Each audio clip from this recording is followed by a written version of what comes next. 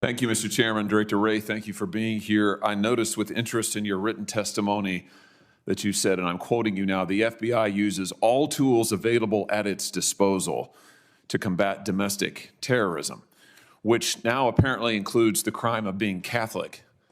Let's talk a little bit about the FBI's egregious targeting of Catholic Americans.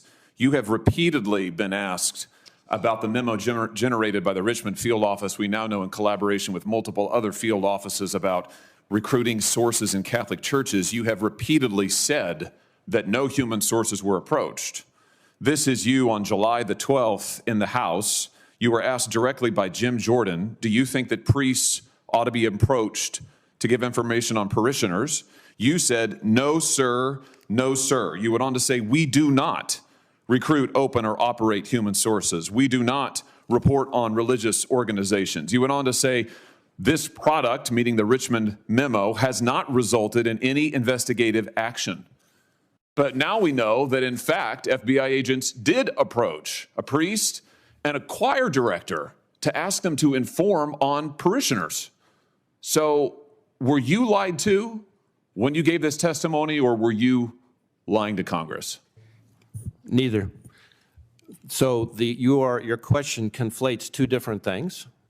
There's the intelligence product itself, which the Richmond field office created. It was written by, as our inspection found, by analysts in Richmond, reviewed by people in Richmond, and captioned Richmond field office product.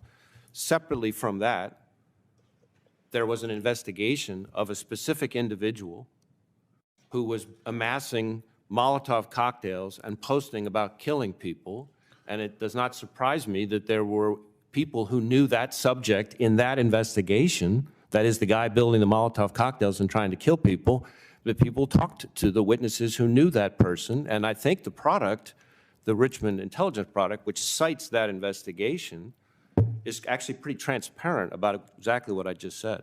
No, I don't think so at all. In fact, the only reason we know this is a whistleblower has come forward and told the House under oath that the FBI went and interviewed priests and choir directors in the Richmond area. The House goes on to say that the FBI has repeatedly refused to disclose this information. The only reason we know it is because a whistleblower came forward with it. Just like the only reason we know about this memo is because a whistleblower came forward with it. How many other parishes around the country have priests or choir directors been approached? By the way, are Catholic choirs now, are they breeding grounds for domestic terrorism? Is this your latest theory? How many other parishes have FBI agents approached priests and choir directors to ask about parishioners? Look, Senator, we do not and will not conduct investigations based on anybody's exercise of their constitutionally protected religion. You have done so, and your memo explicitly asks for it. Your memo labels traditional Catholics as racially and ethnically motivated violent extremists in need of investigation. You have a list of churches, a list in the memo. You've repeatedly said we don't target churches, we don't list churches. They're listed in the memo. So how many other parishes have you gone to talk to choir directors, for heaven's sake? As I've know the answer to that question.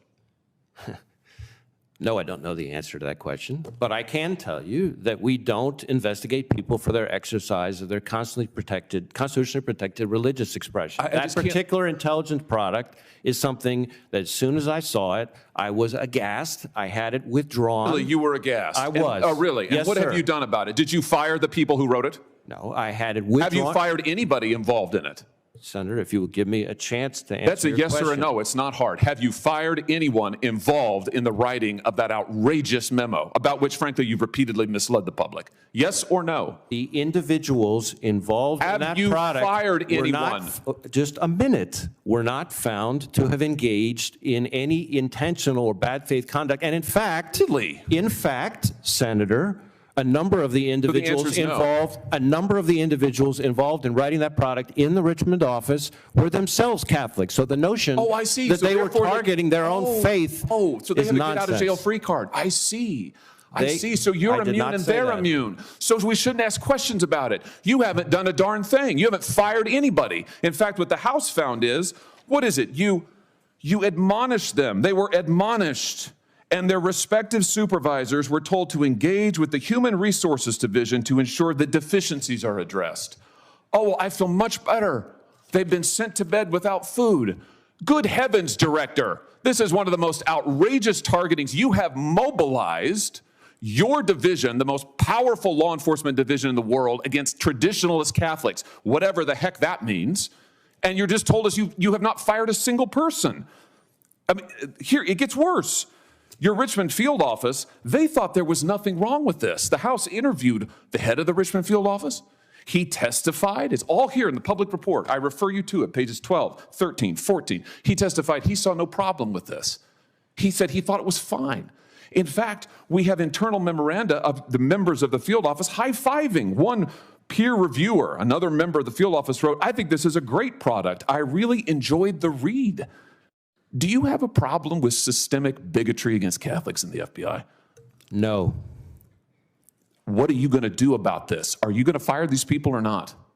Those individuals have all been admonished, and it is all going into their, if you would let me finish my answer, it is all going into their annual performance reviews, which has direct impact on their compensation, among other things. Oh, I see. Oh, I see. I see.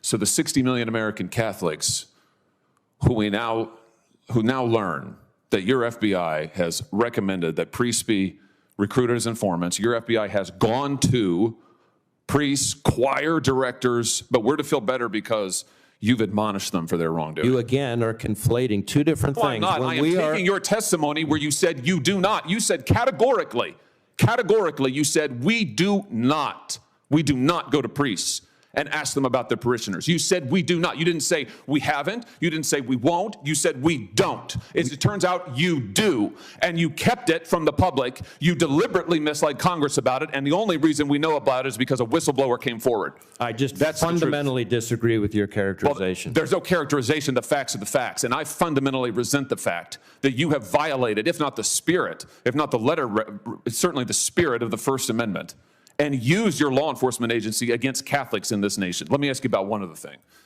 Last time you were here, you had to leave early to take a jet to your vacation in the Adirondacks.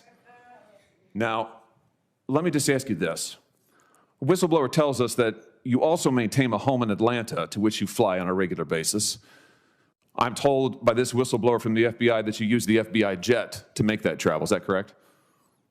All of my travel, personal or work-related, is required to be done on FBI planes. That is longstanding policy. It goes back well over a decade. I'll take that as a yes. The whistleblower also says that you regularly require the jet, which is based in Manassas, to be flown to D.C. because, and I quote now, Wray doesn't like to sit in traffic. Is that accurate? No, that's not accurate. He also says that you pay only the lowest cost commercial ticket for that Atlanta to D.C. trip, which is, I don't know, what, $200 or something, when, of course, it costs $20,000, $30,000 to operate the jet. Is that correct? The reimbursement that I provide is reimbursement that is set by OMB policy, and I follow that policy, which goes back over a decade, and I think has been chronicled in a GSA report from back in like 2013. You provide all the records to this committee of your travel and relevant use I'll of the provide FBI whatever jet. information is appropriate, absolutely. Well, appropriate. I mean, everything that we asked for? We will follow up with you about providing information. Thank you, Mr. Chair.